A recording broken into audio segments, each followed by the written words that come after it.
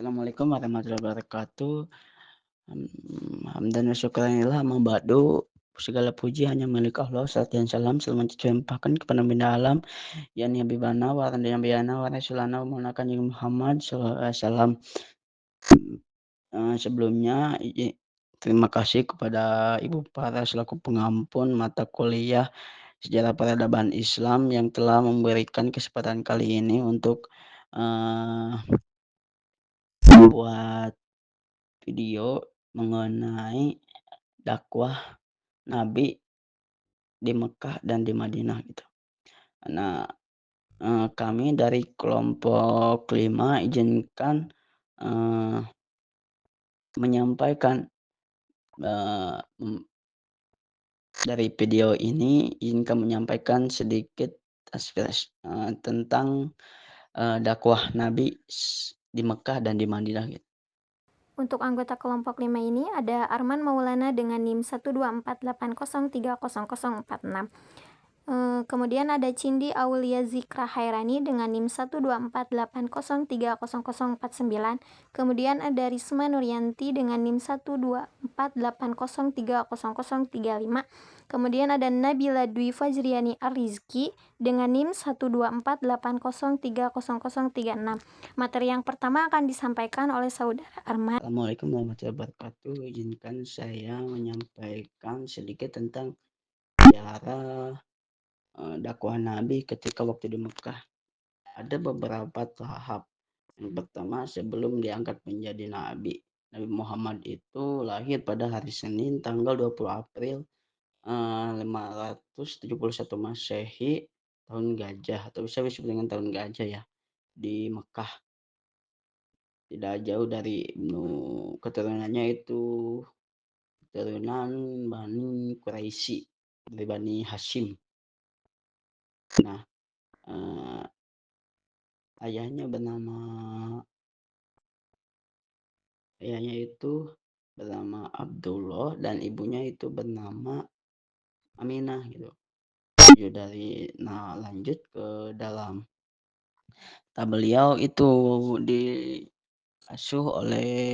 disusui oleh salah satu orang yaitu bernama Halimah Sa'diyah gitu dari Bani Sa'ad, dan waktu kenapa disusui oleh beliau karena waktu itu kebiasaan orang Arab gitu, disusuinya oleh orang lain. Nah, pada waktu suatu ketika Halimah itu mempunyai beberapa domba gitu yang kecil-kecil. Nah, kecil banget, malahan kurus. Tapi pas Nabi Muhammad diasuh, domba-dombanya itu langsung subur, besar-besar gitu. Nah, itu merupakan keistimewaan Nabi. Langsung saja beranjak ke dalam usia 40 tahun, Nabi itu diangkat menjadi Nabi dan Rasul. Nah, pas sebelum usia 40 tahun banyak kejadian-kejadian yang dimana Nabi belum bisa dakwah terang-terangan karena mempunyai paman yang jahat kepadanya. Nah, beranjak usia 40 tahun, Nabi itu ingin berhalwat gitu, ingin menyendiri di Gua Hiro bersama sendiri. Pas di Gua Hiro Nabi sedang berhalwat, tibalah cahaya yang dimana cahaya itu merupakan malaikat Jibril, ingin menurunkan wahyu gitu. Nabi itu tidak tahu, tetapi pas bangun Nabi itu sudah langsung dipeluk oleh malaikat Jibril. Nah, wahyu pertama yang diturunkan Allah Subhanahu wa taala kepada kepada Nabi Muhammad itu merupakan surat Al-Alaq ayat 1-7 yang dia berkata, apa, "Iqra, Iqra, bacalah, bacalah." Nah, waktu itu wahyu pertama turun. Nah, lanjut yang kedua yaitu diangkat menjadi rasul. Nah, saya sudah terangkan ya bahwa, pengangkatan nabi, pada usia 40 tahun itu merupakan wahyu pertama yaitu surat Al-Alaq ayat 1-40. Nah, pas pulang Nabi, lalu Nabi menceritakan kejadian peristiwa itu yang dialaminya itu kepada yang pertama yaitu kepada Siti Khadijah, Rasulullah SAW, istrinya yaitu. Nah, dia pun percaya, tapi, ada suatu apa ya, pendeta Nasrani yang berpengetahuan luas, namanya yaitu Warakos bin Naufal. Setelah Nabi menceritakan pengalamannya itu, Warakos berkata gini katanya, "Inilah malaikat yang diturunkan Allah Subhanahu wa taala pada Nabi Muhammad pada nabi-nabi sebelumnya," gitu. Nah, waktu itu langsung Warakos itu langsung menjadi mualaf gitu. Nah, langsung percaya bahwa Nabi itu utusan dari Allah gitu, untuk menyampaikan wahyu-wahyunya. Nah, lanjut ke tahap yang ketiga yaitu tahap-tahap dakwah Nabi Muhammad SAW. Nah, pada tahap-tahap ini dakwah Nabi terjadi ke dalam 2 fase. Yang pertama yaitu pada fase terang terang-terang tertutup, sembunyi-sembunyi gitu karena, pada waktu itu masih banyak keluarga Quraisy yang dipimpin oleh Abu Jahal gitu, ingin membunuh Nabi karena sangat membenci Nabi gitu. Nah, dan yang kedua yaitu pada fase secara pada terang-terangan setelah Nabi mempunyai banyak backing-an ataupun banyak perlindungan dari keluarga-keluarga yang besar gitu. Nah, baru Nabi berani secara terang-terangan gitu, bukan yang kemarin-kemarin juga tidak mau terang-terangan, tapi, banyak yang mengincar Nabi ataupun ingin membunuh Nabi gitu tah. Di saat Nabi berjuang dan berdakwah, pastinya ada saja tantangan, yaitu tantangannya kaum Quraisy. Kaum Quraisy menentang dakwah Nabi dengan bertahap. Pertama, membujuk karena kekuatan Nabi terletak pada perlindungan Abu Thalib yang amat disegani.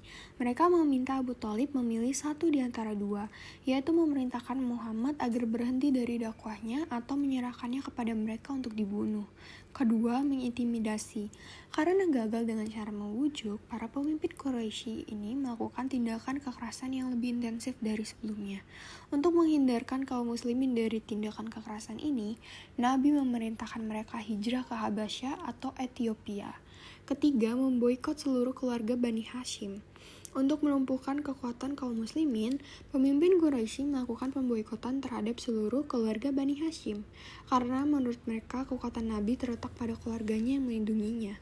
Tindakan pemboikotan ini dimulai pada tahun ke-7 dari Kanabiah hingga tahun ke-10 menjelang Abu Thalib dan Khadijah meninggal. Hal itu berlangsung selama 3 tahun. Wafatnya Abu Thalib dan Khadijah. Adapun 3 peristiwa tersebut. Pertama, pamannya Abu Thalib, pelindung utamanya, meninggal dunia pada usia 87 tahun. Kedua, 3 hari setelah itu, meninggal pula istrinya Khadijah dalam usia 65 tahun. Ketiga, ketika Nabi berdakwah di Thaif, beliau diejek, disoraki, dan dilempari batu, bahkan sampai terluka di bagian kepala dan badannya. Selanjutnya, tahun duka cita dan Isra Mi'raj.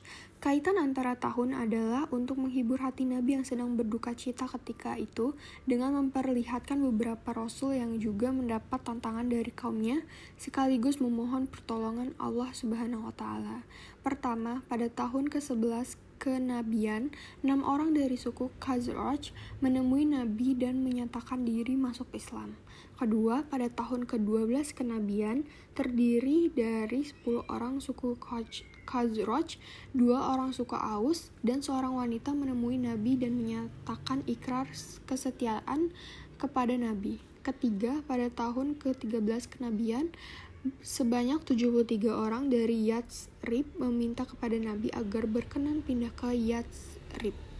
Saat ini Nabi ditemani pamannya Abbas yang belum lagi masuk Islam. Setelah kaum Quraisy mengetahui adanya perjanjian antara Nabi dan orang-orang Yatsrib itu, mereka semakin gila melancarkan intimidasi terhadap kaum muslimin. Dalam musyawarah kafir Quraisy yang berencana hendak membunuh Nabi, Abdul Jahal mengusulkan agar pembunuhan dilakukan oleh seluruh kabilah Arab melalui wakil masing-masing. Periode Madinah. Yang pertama itu hijrah ke kota Yastrib. Setelah menerima perintah hijrah, Rasulullah bersama Abu Bakar meninggalkan Mekah pada malam hari untuk menghindari ancaman pembunuhan oleh kaum Quraisy. Mereka bersembunyi di Gua Sur selama 3 malam, dibantu oleh keluarga Abu Bakar yang mengirim makanan dan informasi. Setelah situasi aman, mereka melanjutkan perjalanan dengan rute yang tidak biasa dan tiba di desa Kuba setelah 7 hari. Di sana, Rasulullah membangun Masjid Quba, masjid pertama dalam Islam. Setelah beberapa hari, Nabi melanjutkan perjalanan dan melaksanakan sholat Jumat pertama di perkampungan Bani Salim. Setibanya di Yastrib, penduduk menyambut Nabi dengan sukacita. Unta Nabi berhenti di sebidang kebun kurma milik 2 anak yatim, yang kemudian dibeli untuk pembangunan Masjid Nabawi. Sejak saat itu, Yastrib dikenal sebagai Madinah dan umat Islam sebagai mayoritas di kota tersebut.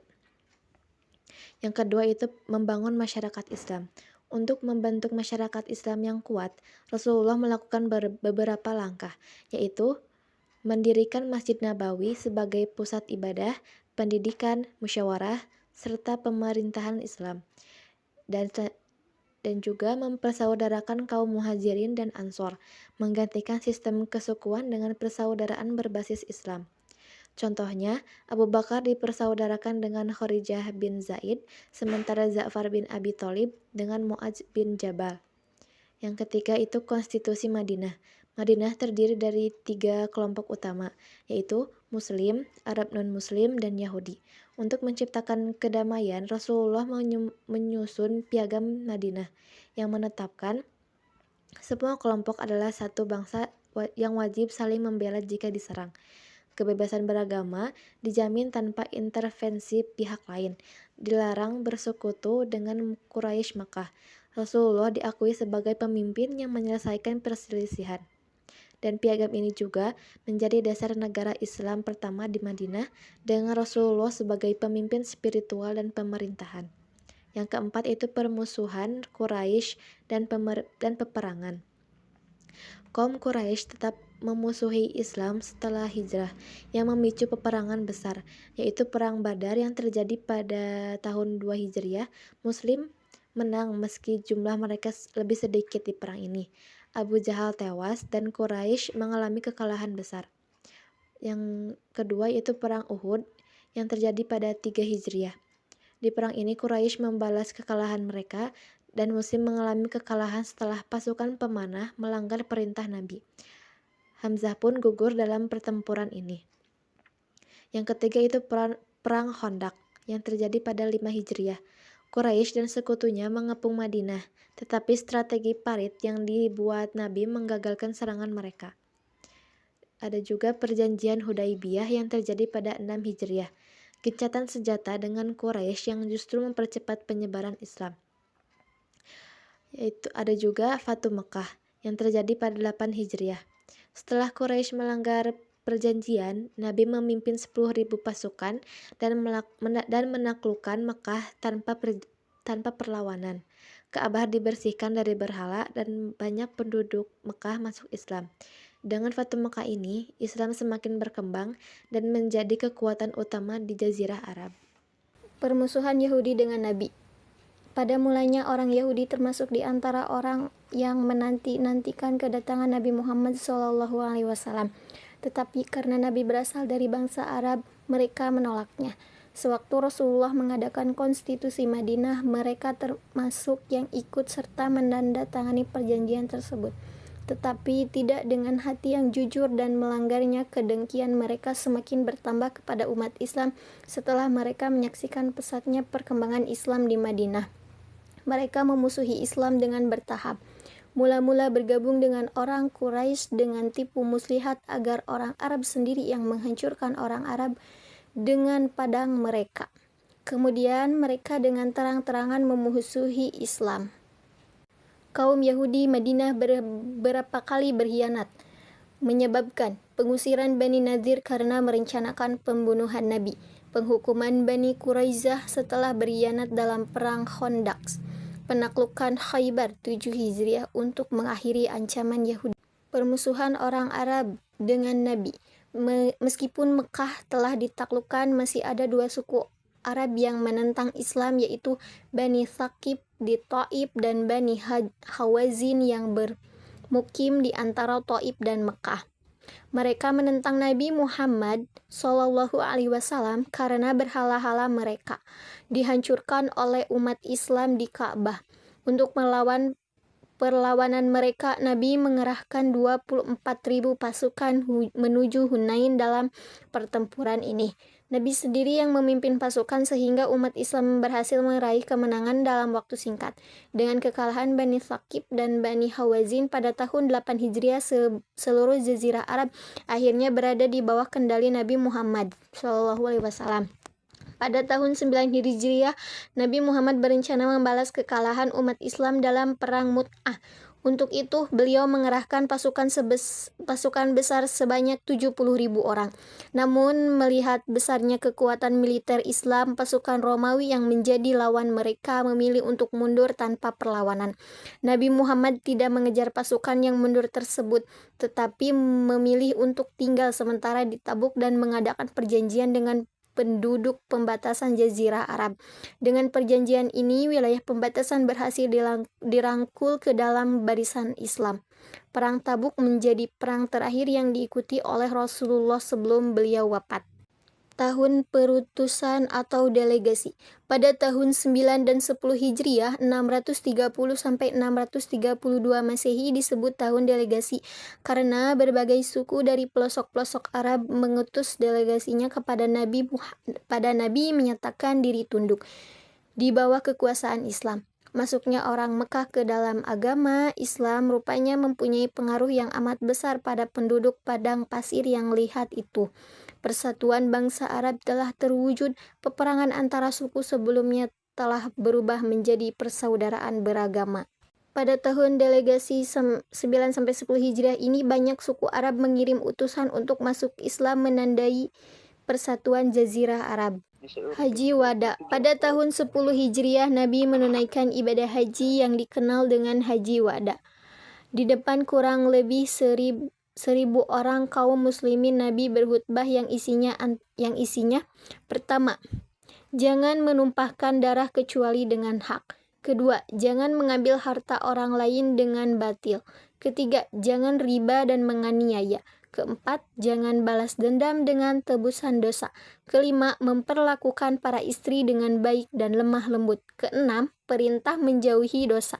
Ketujuh, perintah saling memaafkan atas semua pertengkaran antara mereka di zaman jahiliyah. Kedelapan, tegakkan persaudaraan dan persamaan antara manusia. Kesembilan, perintah memperlakukan hamba sahaya dengan baik. Kesepuluh, perintah harus berpegang teguh kepada 2 sumber yang ditinggalkan Nabi, yaitu Al-Quran dan As-Sunnah. Nabi menyampaikan khutbah terakhir yang berisi pesan-pesan penting seperti larangan riba, hak-hak perempuan, dan persaudaraan umat Islam. Wafatnya Nabi Muhammad. 3 bulan setelah Nabi kembali ke Madinah, beliau menderita sakit. Abu Bakar disuruh Nabi mengimami kaum muslimin dalam sholat sebanyak 3 kali. Bila beliau tidak sanggup melakukannya, sakit Nabi itu berlangsung selama 14 hari.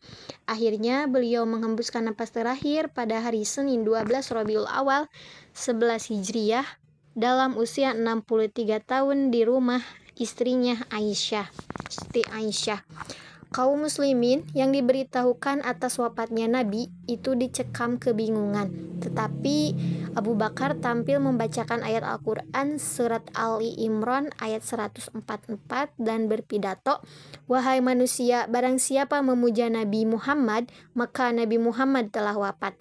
Tetapi barang siapa memuja Allah Subhanahu wa ta'ala, maka Allah Subhanahu wa ta'ala hidup selama-lamanya.